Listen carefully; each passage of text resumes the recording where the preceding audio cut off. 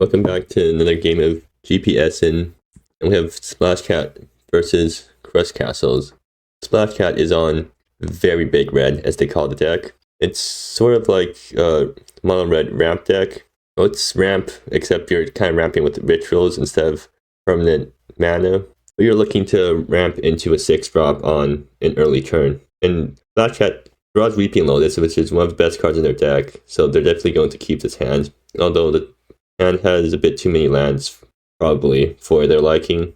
Meanwhile, Crush Castle is on a Crazy Train build, except this version of Crazy Train runs 7 creatures, which all basically act as Garter Snipes, and also Unleash the Dragon, so they're running a lot of ways to deal damage to the opponent, in addition to the combo. And Crush Castle also keeps a hand that doesn't have any turn 1 cyclers. They have their win condition and one of their also win conditions, but I feel like they probably should have tried to keep a hand that had maybe more Warded Tomes or Sage's Ashes. Basically just cards that allow you to dig early. And yeah, Enlightened Sigil is one of the more expensive cost reducers in Crush Castle's deck. So like Crush Castle doesn't do anything until turn 3. But maybe that's alright versus Splashcat, because Splashcat's deck is also pretty do nothing until you drop a giant threat on early turn. But yeah, Splashcat gets turned to Weeping Lotus, which is really good because it basically ramps them every turn. And in fact, they also have 2 Weeping Lotuses. So next turn, they can play another Weeping Lotus, I guess. Not that they really need to, because they're going to get Hellfire Titan the turn after this. Meanwhile, Crush Castle doesn't do anything until turn 3, where they play an Enlightened Sigil to reduce all their artifacts by 1. But the problem now is that, again, they have cost reducers, and they have ways to convert spells to damage, but they have no way to get more spells. So I think they're kind of stuck here. They can play Enlightened Sigil and then hope to draw into maybe Sage's Ashes or Warded Tome next turn, or Hellbent Speed or whatever. Okay, seems like Crush Castle actually played an extra land, so but the judge card's been resolved, so yeah. Yeah, Crush Castle plays Enlightened Sigil and then names Artifact.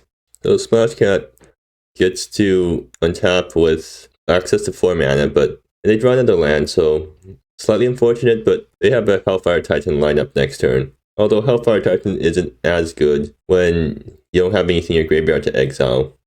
But then again, I don't think Crush Castle has any way to remove the Hellfire Titan. So yeah, and Crush Castle draws another land too. So they have no way to draw cards right now. And they have no way to really take advantage of the cost reduction, because all they have right now are payoffs clunking up their hand.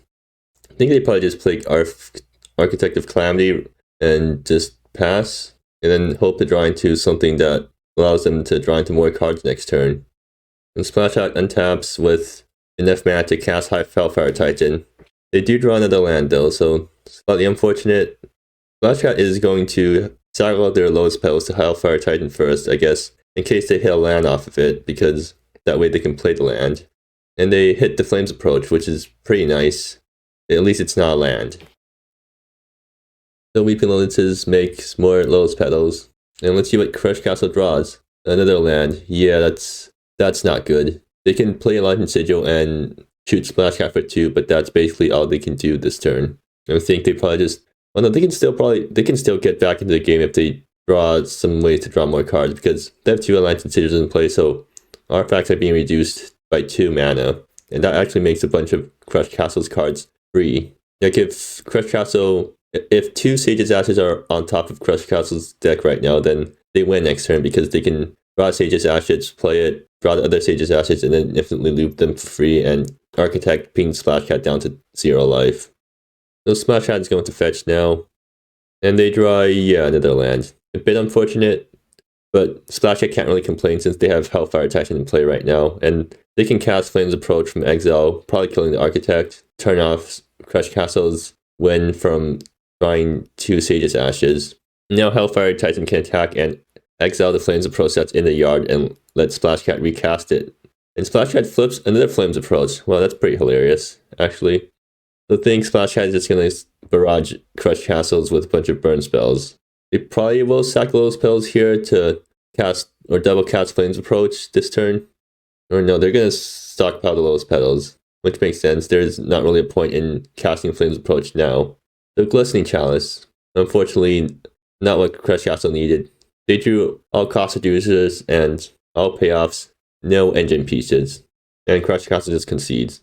So look at sideboarding. Splashcat probably wants to bring in, well, they probably want to bring in Duress because that's sort of combo hate. They also want to bring in Jade Vault probably to kill artifacts. And Ruinous Naga. And Raged Ravage too, because that's pretty good against Crazy Train because they're kind of forced to remove it since they rely on an infinite combo that requires casting spells a bunch of times. And on Crush Castle's side, Exile is actually a really good card here because it forces Splashcat to sack their one big thing, as long as it's not an overwhelming armies. Brutal Blow kills Splashcat's Weeping Lotus, and pay up probably not that good because Splashcat can just refuse to discard their big payoff. Okay, so game 2 has started, and Crush Castle gets a much better hand this time. They have 2 Hellbent Speeds and a Warded Tome. And they're going to keep all of that because, yeah, they got their cost reducers and they got a way to draw cards. Splashcat, meanwhile, has to mulligan this because they have 1 land, so yeah.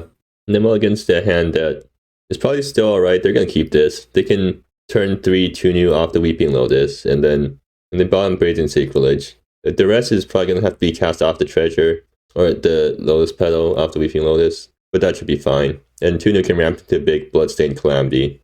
The Crush also leads off with Warded Tome. Are they going to draw a card right away? No, they're going to keep it up. I wonder why. Because that's something that I feel like all Crazy Train players that I've watched in the past tend to do, where they don't craft the tome until later, and I don't really know why you're doing that, since you probably want the information sooner than later. Maybe they're saving it for Sage's Ashes or something, because where a tome will allow you get a card off the top in case Sage's Ashes is clogging up your draws. But anyways, I think Hellbent Speed's coming out next. I mean, that's a pretty obvious play. And then Flawless Counterfeit can probably copy Where Tome to draw Crash Castle an extra card. So yeah, Hellbent Speed. And Splashcat is going to turn to the Weeping Lotus. So pretty obvious plays from both players right now. So Splashcat has 3 Tunas in hand though, so not that good for them because the second and third Tunas are kind of redundant due to Legend rule. And Crush Castle draws Exeunt, so yeah, they have sideboarded in Exeunt to deal with Splashcat's big creatures. But unfortunately for them, this time Splashcat is ramping into a Planeswalker. And Crush Castle draws into Villanor. Well, actually, yeah, I see. You wait on War Tome because you don't want your combo pieces to get taken by Duress or whatever. Although your creatures can be taken by Duress anyways. So, and Splashcat, yeah, they get to play Tuna this turn, and no, wait, they don't because they don't have enough lands. Instead, Splashcat is just going to Duress this turn, using the Weeping Lotus mana to make black. And I think the correct choice here is just Flawless Counterfeit because the rest can't take the creatures, and Exeunt and Unleash don't do anything right now, so you might as well take Flawless Counterfeit and prevent Rest Castles from drawing a card off of that. And yeah, Splashcat takes Flawless Counterfeit. Actually, does Crush Castles not have the right... Yeah, they don't have the colors of mana to cast Exeunt. So Splashcat makes another Lotus Petal off the Weeping Lotus, and Crush Castles draws Unleash the Dragon again. I think at this point, Crush Castle might just cast Unleash right now to get the second counter onto Hellbent Speed. No, they're just going to pass.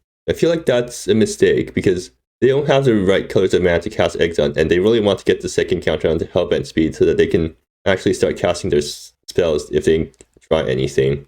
But anyways, Splashcat gets their 3rd land and gets to ramp out a Tunu. They plus a Tunu and flip the rest that they can't cast, so Crush Castles finally draws their 3rd land. Doesn't really help them here. I guess they can play Architect of Calamity. Maybe they were saving Unleash the Dragons in hand for Architect, or to trigger Architect, but still feel like they should have Unleashed last turn so that they don't end up wasting 2 mana, and then that gets the second counter onto the Hellbent Speed, which will make all the other spells cheaper. But anyways, Splashcat gets their 4th land, which they flipped off Tunus, +2. And now they have basically 9 mana to play around with. Splashcat plays Overwhelming Armies, and I think unless Crush Castles has a way to combo off soon, they just lose. Because Overwhelming Armies is going to ramp up really quickly. Actually, I'm surprised Splashcat didn't Bloodstained Calamities for one to get rid of the Architect here. Because Architect on the board is kind of dangerous in case Crush Castles ever finds Sage's Ashes and a cost reducer to combo with it. So Crush Castles plays their 3rd Hellbent Speed. Architect slams Splashcat for 2. Actually, maybe Crush Castles will be able to just race Splashcat by using the Architect to deal a bunch of damage. But Splashcat can just wipe the board with Bloodstained Calamities and get rid of the Architect that way, so yeah. Still though, I think Crush Castles might have lethal next turn if Splashcat doesn't remove the Architect. Or assuming they draw Blackland or something. Or no, they probably need to draw something like Water Tome and then into something else that lets them cast stuff. Anyways, Overwhelming Armies has already given Splashcat 6 creatures so far, which is very overwhelming for Crush Castle. Although not very relevant right now either, because if Architect sticks and Crush Castle gets the combo, then Game Score just ends. Oh wait, right, Bloodstained Calamity can just hit face for 20 if you sink 12 mana into it. And it seems like Splashcat, with the help of Tunu, does have the ability to just Bloodstained Calamities for X equals 10. Yeah, so I guess that's why Splashcat runs Bloodstained Calamities in their deck, because with Tunu doubling all your mountains mana, and with Weeping Lotus making Lotus Petals, you can Bloodstained Calamities and just hit someone for 20 damage off just 6 lands. But yeah, Splashcat kind of just managed to completely wreck Crush Castles in both games, but I think those games weren't really good display of what Crush Castle's deck can really do. I think they just never really got anything in both games. At least it demonstrated how playing stuff like Gutter Snipes into your Crazy Train decks means that you sometimes just clog up your deck with cards that aren't good until later. Especially since Crush Castle kind of just cut cards that allow them to draw cards to make room for these Gutter Snipes. And they're also still running 4 Unleash the Dragon, so like they're running a lot of win conditions compared to just cards that make the deck run smoother. But yeah,